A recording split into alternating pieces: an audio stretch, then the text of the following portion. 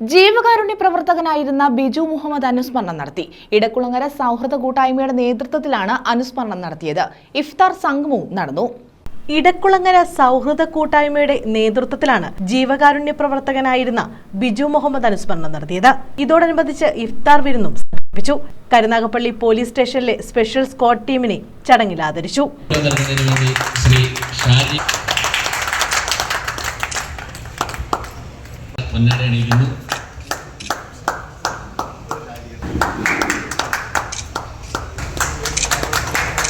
ശ്രീ ഹുസൈൻ കരുനാഗപ്പള്ളി.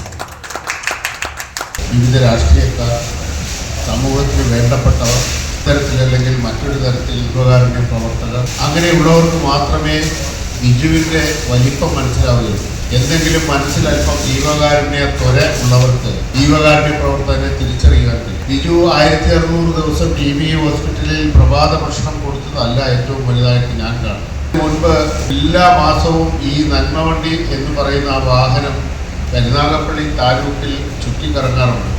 ആരും അറിയാതെ എയ്ഡ്സ് ബാധിച്ചിട്ടുള്ള 18ഓളം കുടുംബങ്ങൾ, വീട്ടുകാരും നാട്ടുകാരും ഒറ്റപ്പെടുത്തി കഴിയുന്ന, ആരുമായി സഹകരണമില്ലാത്ത വീടുകളിൽ അത് 300-400 മീറ്ററുകൾ ചുമന്ന് കൊണ്ടുപോകേണ്ട സാഹചര്യം. വണ്ടി എത്താത്തടത്താണ് താമസിച്ചിരുന്നവർ പലരും. അങ്ങനെ ഒറ്റയ്ക്ക് വണ്ടിയുടെ ഡ്രൈവറും കിളിയും ചുമട്ടുകാരനും ഒക്കെയായി പ്രവർത്തിച്ച ബിജുവിനെയാണ് ഓർമ്മത്. കരുനാഗപ്പള്ളി പുത്തൻതെരുവിൽ നടന്ന ഇഫ്താർ വിരുന്നിൽ സാമൂഹിക സാംസ്കാരിക രാഷ്ട്രീയ രംഗത്തെ പ്രമുഖർ പങ്കെടുത്തു. കരുനാഗപ്പള്ളി സർക്കിൾ ഇൻസ്പെക്ടർ ബിജു ഉൾപ്പെടെയുള്ള സംഘത്തെയാണ് ആദരിച്ചത്. പിന്നെ നിങ്ങൾ നൽകുന്ന ഈ പ്രോത്സാഹനം കൊണ്ടാണ് ഞാനും എസ്ഐയും ഇവരൊക്കെ നമുക്ക് ഒരു വർഷമുള്ള CL കാഷ്വാലിറ്റി 25 കാഷ്വാലിറ്റിയാണ്.